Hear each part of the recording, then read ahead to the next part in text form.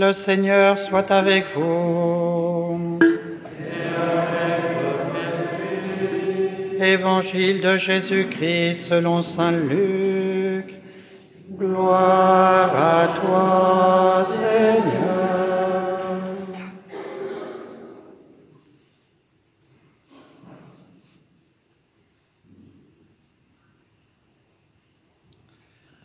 En ces jours-là, Marie se mit en route et se rendit avec empressement vers la région montagneuse, dans une ville de Judée. Elle entra dans la maison de Zacharie et salua Élisabeth. Or, quand Élisabeth entendit la salutation de Marie, l'enfant tressaillit en elle. Alors Élisabeth fut remplie d'Esprit Saint et s'écria d'une voix forte : « Tu es bénie entre toutes les femmes, et le fruit de tes entrailles est béni. D'où m'est-il donné que la mère de mon Seigneur vienne jusqu'à moi ? Car lorsque tes paroles de salutation sont parvenues à mes oreilles, l'enfant a tressailli d'allégresse en moi. Heureuse celle qui a cru à l'accomplissement des paroles qui lui furent dites de la part du Seigneur. » Acclamons la parole de Dieu. Louange à toi, Seigneur Jésus.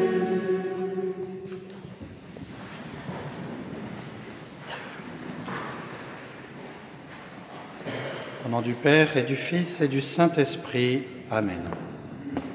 Chers fidèles du Christ, et d'abord vous, chers enfants, vous avez entendu dans l'Évangile cette grande joie d'Élisabeth de recevoir sa cousine, la Vierge Marie, et surtout la grande joie de son enfant, Saint Jean-Baptiste, qui tressaille d'allégresse en son sein.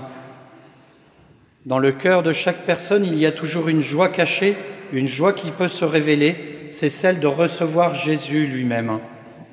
Un petit enfant, pas tout à fait petit d'ailleurs, il devait avoir 12 ou 13 ans, s'appelait Dominique Savio, et un soir il vient toquer à la porte de l'aumônier de son établissement, Saint Jean Bosco, et il lui demande de le suivre tout de suite pour lui donner justement Jésus, le sacrement, à quelqu'un qui était en train de mourir, qui était seul dans sa maison.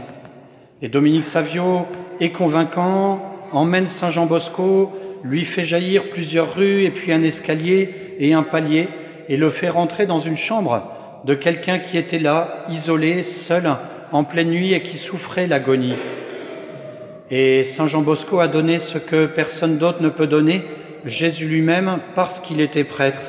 Il lui a donné le pardon de tous ses péchés dans la confession, il lui a donné le sacrement des malades qui répare tous les péchés et qui fait une vie totalement dans la lumière de Dieu et qui donne aussi la force de prendre ce passage vers l'éternité qu'on appelle nous la mort, mais que les chrétiens devraient appeler le jour de la vraie naissance au ciel.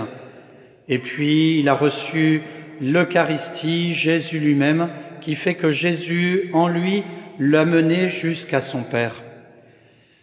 Saint Jean Bosco était très surpris de savoir comment Dominique avait pu savoir cela, et le garçon n'a pas voulu répondre, parce qu'il avait été certainement poussé par l'Esprit Saint, une grâce de la sainteté, certainement grâce à sa prière, grâce à la prière de Don Bosco, ou alors totalement gratuitement, ou grâce à la prière d'autres personnes dans le monde.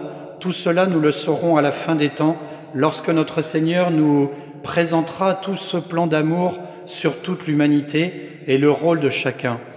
Ce qu'il faut retenir surtout, c'est qu'il a pu amener Jésus à quelqu'un, comme la Vierge Marie a amené Jésus elle-même, lui-même, à sa cousine Élisabeth.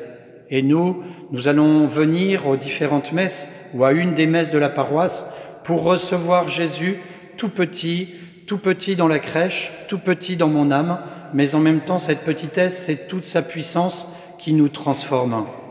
Alors, chers enfants, cette semaine, priez de tout votre cœur pendant toute cette semaine jusqu'à dimanche prochain, dimanche de la Sainte Famille, pour que les personnes isolées puissent recevoir une visite, et une visite de Jésus personnellement, dans leur âme, à travers quelqu'un qui va venir les voir, peut-être par un prêtre qui sera appelé pour venir donner ses sacrements et ainsi bénir de la présence de Jésus ce cœur isolé. Et si en plus Vous savez que autour de vous, dans votre village, dans votre quartier, dans les maisons de retraite, dans les maisons médicalisées, il y a des gens qui sont seuls. Eh bien, n'hésitez pas à y aller et puis à les visiter simplement, apporter un petit cadeau, un chocolat, peu importe, un dessin, mais toujours en vous disant « Je le porte au nom de Jésus que j'ai reçu dans mon cœur, dans mon âme, la nuit de Noël et chaque dimanche où je vais à la messe. » Chers fidèles du Christ, tout cet évangile vient compléter les 2 lectures que nous avons entendues, cette prophétie de Michée qui annonce que le Messie va naître dans cette petite bourgade qui s'appelle Bethléem et qui, vous le savez, signifie en français, traduit de l'hébreu, la maison du pain. Et puis la lecture de saint Paul aux Hébreux qui nous rappelle justement cette volonté de Dieu de ne pas voir des sacrifices sanglants et que tout cet Ancien Testament qui est semé de guerres, de conflits et en même temps de prophéties doit se purifier pour donner naissance au monde nouveau que notre Seigneur veut dans cet temps de l'Église, mais aussi un jour en plénitude dans l'éternité. Un monde où justement il n'y aura plus de sacrifice de sang, mais il y aura simplement le sacrifice du pain, c'est-à-dire du bon pain, de la bonne volonté que nous avons dans notre cœur, de la délicatesse, de la générosité que nous donnons à tous ceux qui nous entourent. Et ce pain de la délicatesse, ce pain de l'héroïsme dans les vertus de charité, nous savons que nous allons le puiser dans le pain par excellence, dans l'amour par excellence, qui est Jésus lui-même dans l'Eucharistie. Le monde serait certainement beaucoup plus juste, beaucoup moins violent, il y aurait beaucoup moins de conflits et de guerres et d'injustices si nos églises étaient bien plus remplies que cela et si les adorations étaient dans des églises complètement combles et si nous vivions beaucoup plus de ce pain de la présence de Jésus. Non pas un pain symbolique, mais la présence réelle du Seigneur qui vient se donner à manger à nous pour montrer toute la délicatesse qu'il veut avoir en venant dans nos âmes par notre volonté, poussée par le Saint-Esprit. Alors oui, il n'y a plus de sacrifice, il n'y a plus de violence, et nous devons aller vers le Seigneur en étant ses artisans de paix. Parce que ce que Dieu a voulu à l'origine de l'humanité, c'est le bonheur pour tous. À chaque jour de la création, nous entendons « Et Dieu vit que cela était bon, et Dieu vit que cela était bon. » Et même le dernier jour, il vit que cela était très bon. Et à peine les hommes ont péché, qu'aussitôt il promet un sauveur qui, au milieu du péché de ce monde, de ce peuple, va petit à petit s'illuminer à travers les bergers, ceux qui sont pacifiques, ceux qui gardent même les troupeaux, à travers les anges qui chantent la gloire de Dieu. Et bien sûr, à travers les princes qui vivent dans la justice, qui n'hésitent pas à partager leurs richesses gratuitement, que sont les rois mages. Et cette bonne volonté, cette paix qui existe ainsi dans les âmes, vient se réaliser ici, dans cet évangile. Il est quand même merveilleux de voir comment la grâce peut toucher ces petits-enfants. L'Esprit Saint a fécondé ce petit enfant Jésus, que l'on peut dire embryon ou fœtus, il n'y a que quelques cellules, mais non pas pour écarter son humanité et justifier peut-être son élimination, mais au contraire pour dire s'il est un fœtus, s'il est embryon, s'il n'y a qu'une seule cellule, il a le même titre d'humanité qu'un adolescent, qu'une personne âgée en fin de vie, et cette vie est respectable dès le premier instant, dès la première seconde. Et d'autant plus que cette personne, c'est une personne divine qui porte notre humanité, et notre humanité elle-même reçoit cette divinité. Il y a ce plan d'amour parfait en lui qui fait que Dieu va redonner sa paix dans le monde, va réinstaurer la justice en chacun d'entre nous, pour peu que nous l'accueillons justement comme le bon pain, pour peu que nous recevions cette Eucharistie et qu'elle soit la source, le sommet de notre vie chrétienne. Et ce petit enfant qui est là, dans le sein de la Vierge Marie, ce Fils de Dieu, va réjouir cet enfant de 6 mois qui s'appelle Jean-Baptiste et qui va être rempli de cet Esprit Saint pour marcher dans le désert, pour crier la vérité et en même temps pour laisser Jésus grandir et lui diminuer.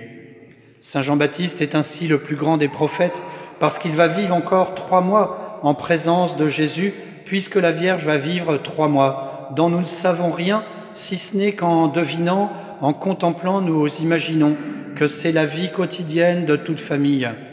Le lever du matin, le coucher du soir, les prières qui rythment chaque instant de la journée, et puis chaque petit geste partagé à table, dans la journée, dans les jeux, dans les services, dans le fait de faire mémoire de son peuple, de ses voisins.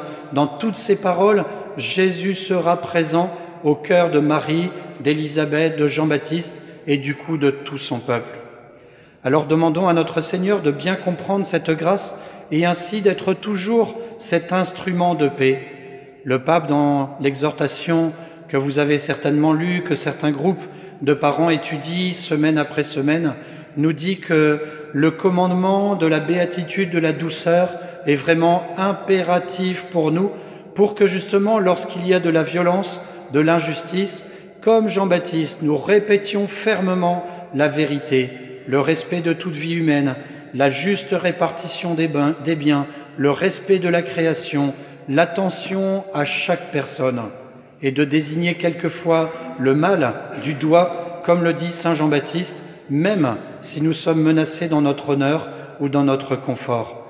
Mais toujours le dire avec cette douceur, et comme le dit le pape, avec beaucoup d'astuce, comme nous le connaissons, avec sérénité, avec inventivité, avec dextérité, avec justice.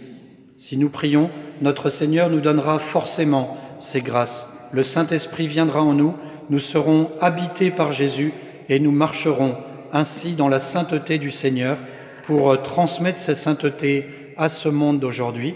Au nom du Père et du Fils et du Saint-Esprit. Amen.